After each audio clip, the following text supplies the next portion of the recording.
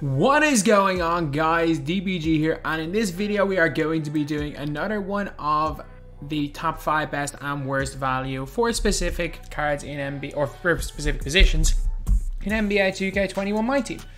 So in this video we're going to the power forwards, and there are very few power forwards. I'm just going to say this right now. There are very few power forwards in the auction house. Like, there are 2 cards on this list. I'm telling you this right now, I have a top 5 card in the game on this list.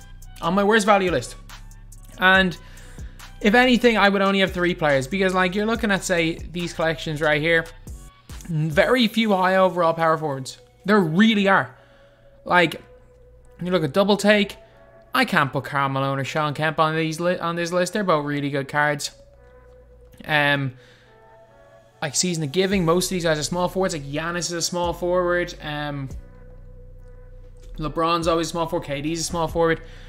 There are just and there's a whole bunch of centers. There are very few really bad power forwards in this game. I'm going to say this right now. There are very few really good power forwards. There are very few bad ones. But honestly, in terms of the bad cards, very few of them are expensive as well. So this is going to be one that's... I don't even know if I can put this guy here. Because like, if we're just talking about pure value, because of the fact that Glenn Robinson exists, the fact that Zion Williamson is 250 to 300k. This is obviously somebody transferring coins, but unless it's a half range Zion, is it? Oh, mate, this is a half range Zion. Half range Zion's a million MT. Holy moly, lads. I was about to say, I was like, this is definitely not a coin transfer getting a half range Zion, but he's actually a million. But for like 250, 300k, he's still one of the best cards in the game. But I mean, it's just that in general, he is not that much better than Glenn Robinson, and they've got almost identical release, and Glenn Robinson's are less than 60k, so that's just the way.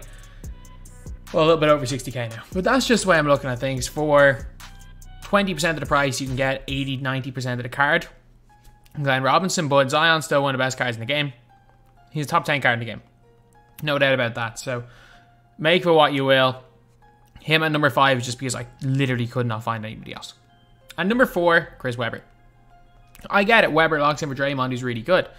But still, I don't think Draymond as a value lock-in is the greatest. So right now, Chris Webber is extinct. Chris Webber goes for around 250-ish K. Like, it costs normally about 350k, I'd say, to lock in this whole set. But Webber, he's just terrible, man. He's just terrible. Like, there's nothing this card does well. There's just not. He doesn't do anything. Like, he's got decent-ish post-game, not a great three-point shooter, good mid-range shot, but a terrible release. Pretty okay dunker, I guess, but doesn't have the speed to really, like, use that to his advantage. Can't really handle the ball. Defensively, he's alright. Interior, I guess. Somewhat fast, but not particularly fast. I mean, like, he's just not good. And yeah, I get it, Draymond's fantastic, but still, 350k for a Draymond who's arguably not as good as Zion isn't bad value, isn't great value as well, especially because it's unlocking. You can go and sell Zion back whenever you want. So I'm putting Webber on this list at number 4. Webber would be higher if it wasn't for the fact that he locked in for a really good Draymond card. Now we're on to the real top 3. And honestly, like, the last couple of videos for this specific thing, I've had maybe 10 guys that were in the conversation that I was like confident that I put on the worst value list. With these power forwards, like, these 3 were the only 3 that I genuinely said, I was like, look, they kind of have to be on here. So, first of all, it's just because he just doesn't do anything. Kevin Love. And his lock-in is for Camby, who's absolutely shockingly bad. You are paying 35k for Kevin Love. And the only thing Kevin Love has going for him is the fact that he's got gold range extender and half catch and shoot. You can't, like, his defense is non-existent. He's got gold range. I'm telling you, he can shoot. He can shoot it. Like, 91 3 ball. He's got no defense at all. 62 block. He's really slow. He does nothing. Not at all. Except shoot it. And you know who else has got gold range? I get his release is slightly worse, but Larry Markkinen. Like if you purely want the shooter for gold range, Larry Markkinen actually does not have catch and shoot by the looks of things. He only has a silver, right at the Hall of Fame from Kevin Love, but Markkinen's got gold range as well. And Markkinen's got steady. So you're not steady, Markkinen's got flexible if you're on current gen. As well as that, Markkinen is significantly faster in terms of acceleration, a little bit higher speed of ball, and one higher I think in speed. Perimeter defense is better, block is a little bit worse, but he's taller. Interior defense is a tiny bit better, rebounding's a bit worse, but like Markkinen gives you almost what Kevin Love gives you, because the post game doesn't really matter. Markkinen gives you almost the same thing. Markkinen is 3k MT, and not only that, he's 1/10 of the price of Kevin Love, and Markkinen isn't even good enough to make my best value list. Markkinen is just bang average as well. He plays no defense either, but for that reason, Kevin Love number 3. Number 2, we're going to the possessed set. Amare Stoudemire. Number 2, no question. I hate him. 54k, the guy should be good. Like, fearless finisher, lob city finisher, highlight finisher, or highlight film, rise up. Rise up's actually pretty good about the next gen, not gonna lie. But it's more important in like Pro-Am. He's also got gold drop stepper, gold rebound chaser, gold back down punisher, gold fade ace, gold set shooter. As well as that, he has got a 96 mid, 79 3, 99 driving dunk. Like his jumper is pretty okay, I guess, if you can get it down. His release is decent. He's got a knock rate, a decent block. Speed, he feels slower than that. Lateral quickness, he doesn't feel great, and he doesn't rebound for me well. I've used him a few times. I don't like him. I really don't like him. And for around 50k MT, I just think, honestly, as far as like absolutely horrendous value players go, there are much worse value cards in this game, but at the power forward position, he's definitely number 2. And number 1, it's not even close, is Dirk Nowitzki. Dirk, I am telling you right now, Dirk Nowitzki is like well over 100k. He's a half catch and shoot, half range extender, half fade ace, half flexible release. None of that matters. His release is still broken. He has a broken release on next gen. There are not many cards in the game with a broken release on next gen. He's one of them. Yeah, he can hit leaners, but like, you can't really create with him at all. Yeah, he's got a decent 3 ball. His block is non-existent. He doesn't feel that much different than a Larry Markkinen. Again, I don't even really like... I keep mentioning Larry Markkinen like he's this incredible budget player. He's not. Like, he's not. Larry Markkinen's okay. Like, he's fine. He's decent. He's not great. He is nothing special. But Dirk, having used Dirk, they feel very similar. He doesn't even feel that much better than Larry. And Larry, again, I'm just using him as a example of a stretch big. He's nothing spectacular in terms of power forward position. So that's why Dirk is in here at number 1 on the worst value. And now we're on to the best value. That's something a little bit more positive.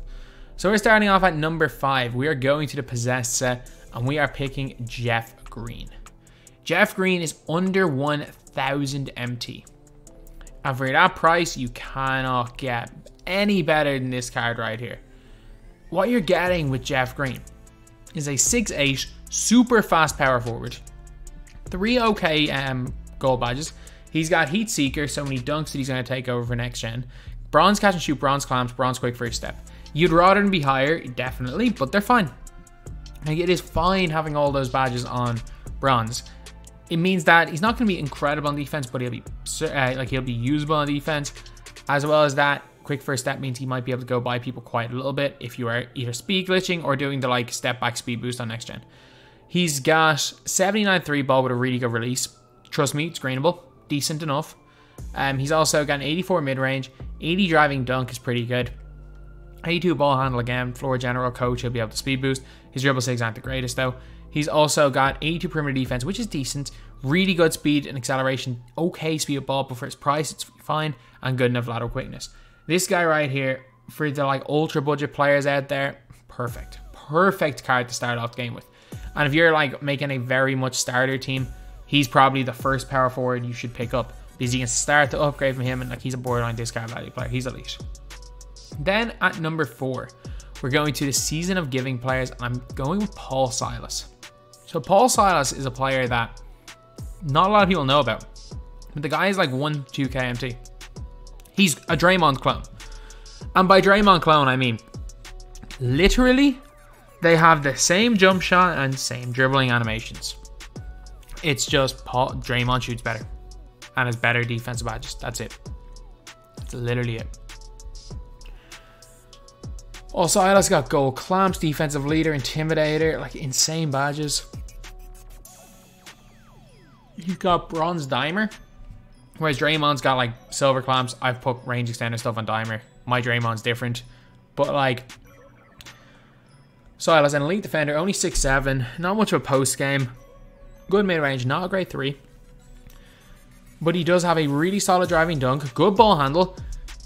Again, his ball handling is only better than Draymond. Perimeter defense, steal. It's a weird one because these stats aren't great. These stats really aren't great. The block of 77 is okay and interior defense is good. But he's got gold clamps. His perimeter defense steal. Well, perimeter defense doesn't matter that much because his lateral quickness is 88. I mean, even though his perimeter defense is -6 on Draymond, he's a better perimeter defender because he's got 88 lateral quickness. He's also got really good speed ball acceleration for a power forward. And he's such a nice card. Like, you can pick him up. I just want to see what price he is, man. Like, I used him the day he came out, and he wasn't the cheapest player in the world. Like, when he first came out, what was he, like 5-6 KMT? And I thought, you know what, this card's super, super cheap. But, like, I saw him for 2K an hour to go. Dude, I just bought Paul Silas for $14.50. The guy is a clamp god. And he is a lockdown defender. Give me him over...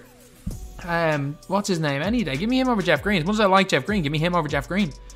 And if it wasn't for the fact that I have the likes of Bailey Howell and stuff who I think are better on next gen, he would be definitely in my nobody spend squad. And then we are on to number 3. And number 3, we are going for this guy's that little bit more expensive. It's Flash and it's AK-47. So AK, I saw one of him up earlier for 5,500. I want to see, has he gone up or down? I'll buy the one for 5k because I do rate this guy very, very highly. I rate him very highly, and I think he's a very solid player. He's got half tireless defender, half putback boss. So gold putback boss. He's also got gold clamps, gold defense layer, gold hard crusher, gold intimidator. So he's got very similar badges to Paul Silas. Except the difference is the AK's release is ridiculous. Like 83 ball, 88 mid range. Doesn't have the greatest post game in the world. Handle is the same as Paul Silas, 82. He's got a really good block and steal rating. Not the best perimeter defense, but that doesn't matter too much. Solid speed, ball acceleration, and 91 lateral quickness, which is crazy. And the thing with AK is if... Let me just throw him into a team right here, just to show you guys what AK's release is like on this gen. So like some people might be saying, oh, whatever about AK is that he's not the greatest shooter on current gen. And I'll be the first to admit it, unless you're shooting from him in the right corner. Or it's the left, one of the corners. There's one corner where AK is cash from because he has a hot zone. Unless you're left corner. Unless you're in the left corner, he's not going to shoot great in current gen. But next gen, man, it's base 29. It's Glenn Robinson. It's Zion Williamson. It's like it's one of the best releases in the game, period. Which is what AK has this year. So no question about it. AK belongs on this list.